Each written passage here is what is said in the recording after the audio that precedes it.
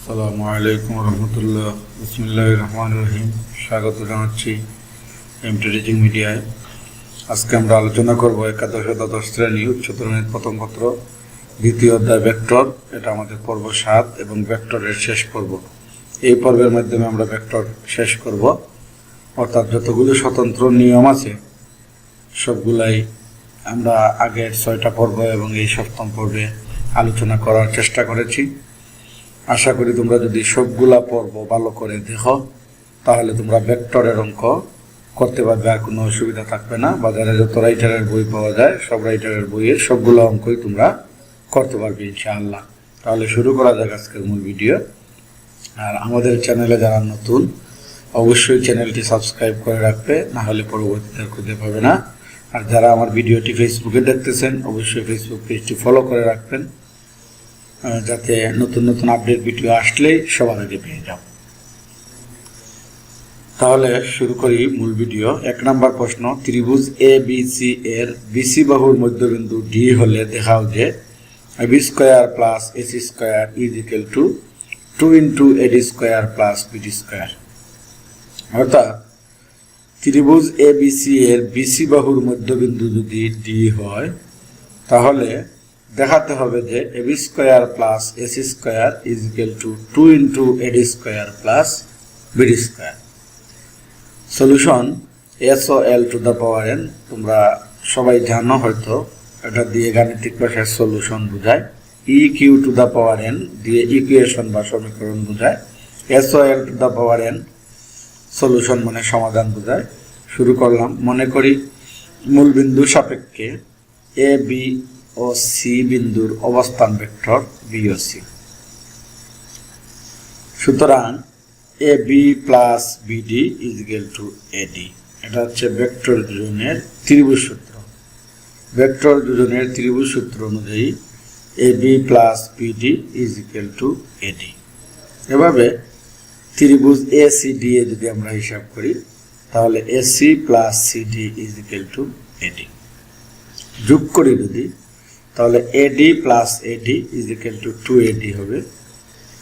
আর এদিকে AB plus AC plus BD plus CD. তো BD plus CD এর যোগফল 0 হয়ে যাবে, কারণ বিডি এবং সিডি পরস্পর বিপরীত ভেক্টর। বিপরীত ভেক্টরগুলোর যোগফল 0 হয়। তাহলে এবি প্লাস এসি আমরা লিখলাম, বিডি প্লাস সিডি কিন্তু এখানে লিখি নেই। কেন লিখি নেই? কারণ বিডি আর সিডি যোগ করলে 0 হয়ে যাবে, এখানে না লিখলেও হবে। কেন? বিডি এবং সিডি পরস্পর বিপরীত ভেক্টর। বিপরীত ভেক্টরদের যোগফল সবসময় 0 হয়। এডি ইজ ইকুয়াল টু 2 আছে, এখানে গুণ, এদিকে গেলে হাফ হয়ে যাবে, অথবা এবি প্লাস এসি বাই 2 হবে। এখন এবি এর মান বসাইলাম বি এবং এসি এর মান বসাইলাম সি, তাহলে half of B plus C. আবার BD is equal to AD minus AB হবে এখান থেকে, কারণ এবির আগে আছে প্লাস, এদিকে নিয়ে গেলে মাইনাস, তাহলে BD is equal to AD minus AB. তাহলে এডি এর মান তো এখান থেকে পাইলাম half of B plus C, AD এর মান বসাইলাম half of B plus C, minus AB এর মান তো এখানে নিয়ে আছে চিত্রে বি, বসাইলাম বি। এখানে হাফ অফ বি, হাফ দিয়ে সি কে গুণ করলে half of C minus B. তাহলে আমরা যদি এখানে হাফ দিয়ে বি কে গুণ করি half of B, half of C minus B. B কিন্তু 1b, সাথে সহগ নাই, কিন্তু এটাকে সহগ না থাকলে 1 ধরা হয়, -1b। তাহলে -1b দিয়ে যদি এই হাফ অফ বি কে বিয়োগ করি তাহলে মাইনাস হাফ অফ বি থাকবে, মাইনাস হাফ অফ বি। আর এখানে হচ্ছে হাফ দিয়ে তো সি কে গুণ করলে হাফ অফ সি, তাহলে আমরা লিখতে পারি half of C minus half of B, অর্থাৎ হাফ কমন নিয়ে নিলে সি মাইনাস বি। এখন ডান পক্ষ হচ্ছে 2 into AD square plus BD square. লিখলাম ডান পক্ষটা 2 into AD square plus BD square. তাহলে 2 অফ, এখানে এডির মানটা হচ্ছে half of B plus C, বর্গ করলে এটা তো বর্গ, তাহলে হাফের বর্গ হচ্ছে 1/4, আর বি প্লাস সি এর বর্গ B plus C whole square, plus BD এর মান হচ্ছে half of C minus B. তাহলে এখানে যদি আমরা সি প্লাস বি কেন দিলাম, এখানে যদি আমরা ও এটা আসলে মাইনাসই হবে, আমি ভুল ক্রমে এখানে প্লাস দিয়ে দিছি, এখানে তোমরা মাইনাস দিয়ে দিও। তাহলে C square plus B square minus two BC, এখানে B square plus C square plus two BC, আর 1/4 এখানেও আছে, এখানেও আছে, কমন নিয়ে নিলাম আমরা। 2 দিয়ে 4কে কাটলে 2, অর্থাৎ এখানে থাকলো 1/2। এখানে B plus C whole square is equal আমরা লিখতে পারি B square plus C square plus two BC, আর C minus B whole square সমান আমরা লিখতে পারি C square plus B square minus two BC, অর্থাৎ এখানে মাইনাস হবে।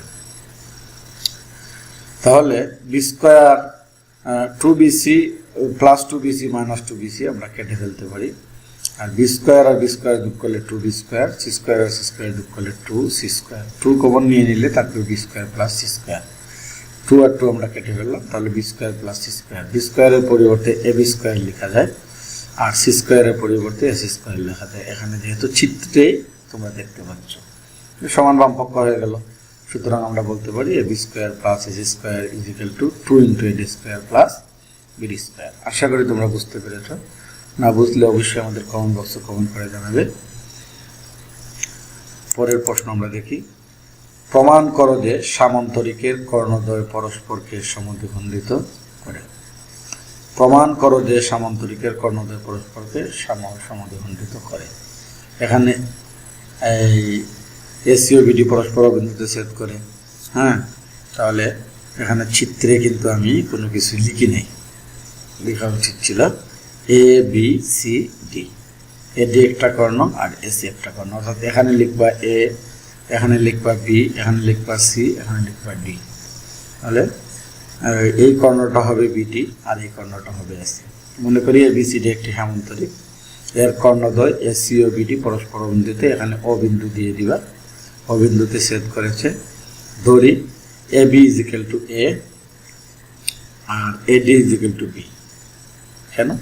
এখানে তো এ ডি আর এখানে হবে এ বি, তাহলে এ বি এর মান এখানে মান ধরবো আমরা এ, আর এখানে আমরা মান ধরবো বি, কারণ এটা এ ধরলে এটা অটোমেটিক্যালি এ হয়ে যাবে, এখানে বি ধরলে এটা বি হয়ে যাবে, কারণ সামান্তরিকের বিপরীত বাহুগুলো পরস্পর সমান ও সমান্তরাল হয়। ত্রিভুজ এ বি ডি হতে পায় এ বি ডি, এই ত্রিভুজ এ বি ডি হতে পাই আমরা AD plus DB is equal to A B. এটা ভেক্টর যোজনের ত্রিভুজ সূত্র। এডি এর জায়গায় আমরা বি বসাইলাম, যেহেতু এডির মান বি ধরছি আমরা বি বসাইলাম, প্লাস ডিবি। আমি আবারও বলছি তোমরা এখানে এ বসাবা, এখানে বি, এখানে সি, এখানে ডি, তখন বুঝতে পারবো। আর এখানে ও, এডি এর জায়গায় আমরা বি বসাইলাম, যেহেতু এডি এর মান B, plus DB, A B এর মান আমরা বসাইলাম এ, বি এর আগে আছে প্লাস, এদিকে গেলে হবে মাইনাস, সুতরাং DB is equal to A minus B. এখন ডিও, এখানে A B C D, DO is equal to আমরা ধরলাম ডিবি ইজ ইকুয়াল টু যেহেতু A minus B, DO is equal to আমরা ধরলাম x into A minus B, যেখানে x একটা নির্দিষ্ট রাশি। আবার ভেক্টর যোজনের ত্রিভুজ বিধি অনুসারে AC is equal to A B plus BC লেখা যায়। তাহলে এ বি এর জায়গায় এ বসাইলাম, বিসি এর জায়গায় বি বসাইলাম, সুতরাং এ ও সমান আমরা ধরলাম ওয়াই ইন্টু এ প্লাস বি। আমরা জানি না এখানে কি হবে, ওয়াই একটা নির্দিষ্ট রাশি, আমরা এক্স এবং ওয়াই এর মানটা বের করব। সুতরাং AD is equal to A O plus OD, AD is equal to A D is equal to O A plus OD, vector যোজনের ত্রিভুজ বিধি অনুসারে। ওডিকে যদি আমরা ডিও লিখি, এখানে প্লাস ছিল হয়ে যাবে minus.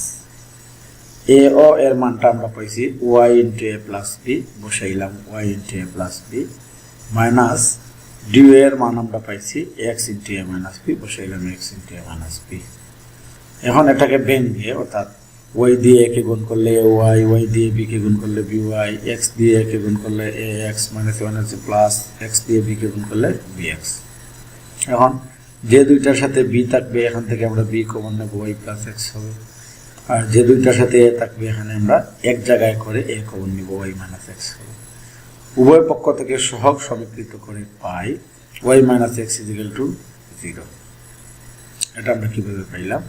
Y minus x is equal to 0, y minus x is equal to 0 আর y plus x is equal to 1।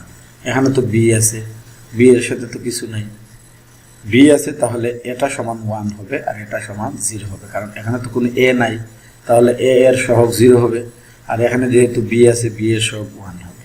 অতএব y মাইনাস এক্স ইন্টু এ, এখানে এ এর জায়গায় কিছু নাই, এর জন্য y minus x is equal to 0। এ যদি এখানে যদি 0 থাকে, এ এর সহগ নাই 0, এ কে গুণ আছে এদিকে নিয়ে গেলে ভাগ, এ দিয়ে 0 কে ভাগ করলে 0 হবে। y minus x is equal to 0, y plus x is equal to 1। এখন সমীকরণ 1 ও 2 আমরা যোগ করে অপনয়ন পদ্ধতিতে তোমরা যোগ করতে পারো। আশা করি এগুলো তোমরা পারার কথা। 1 ও 2 যোগ করা, 1 ও 2 যোগ করা, 1 ও 2 যোগ করে পাই 2y ইজ ইকুয়াল টু 1। তাহলে 2 এখানে গুণ আছে এদিকে গেলে ভাগ হবে, y ইজ ইকুয়াল টু 1/2। 1 নং হতে 2 নং যদি আমরা বিয়োগ করি তাহলে এটা পাই minus 2x is equal to -1। আশা করি তোমরা বিয়োগ করতে পারবে, আলাদা বিয়োগ করে এখানে এনে বসিয়ে দেবে। উভয় পক্ষকে মাইনাস দিয়ে গুণ করলে plus x is equal two 1/2।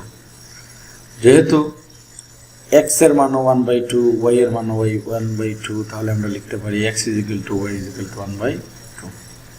সুতরাং dy is equal to half of a minus b is equal to half of db, অর্থাৎ a minus b is equal two db আমরা পাইছি আগে, এবং ao is equal to half of a plus b, a plus b এর পরিবর্তে লেখা যায় ac, half of db is equal to half of ac। সুতরাং ও হলো ac এবং db এর মধ্যবিন্দু, dy is equal to half of db, ao is equal to half of ac। তাহলে ac এর মধ্যবিন্দু ao আর db এর মধ্যবিন্দু do। হ্যাঁ, দুইটাই যেহেতু সমান, সুতরাং ও হলো ac এবং db এর মধ্যবিন্দু। সুতরাং সামান্তরিকের কর্ণদ্বয় পরস্পরকে সমদ্বিখণ্ডিত করে। আশা করি তোমরা বুঝতে পেরেছ। আর ম্যাট্রিক্সের 4টি পর্ব আমরা দিয়েছি, নির্ণায়কের 4টি পর্ব, ভেক্টরের 7টি পর্ব। এগুলো যদি ভালো করে তোমরা চর্চা করো এবং ভিডিওটি দেখার সময় খাতা এবং কলম সাথে নিয়ে বসো, তাহলে আশা করি তোমরা, এবং ভিডিওটি যদি না টেনে ফুল ভিডিও দেখো এবং অঙ্কগুলো ভালো করে বুঝতে পারো, তাহলে বইয়ের অঙ্কগুলো করতে পারবে এবং সৃজনশীলগুলো করতে পারবে। আমরা পরবর্তীতে সৃজনশীল অঙ্কের সলিউশনও দেবো।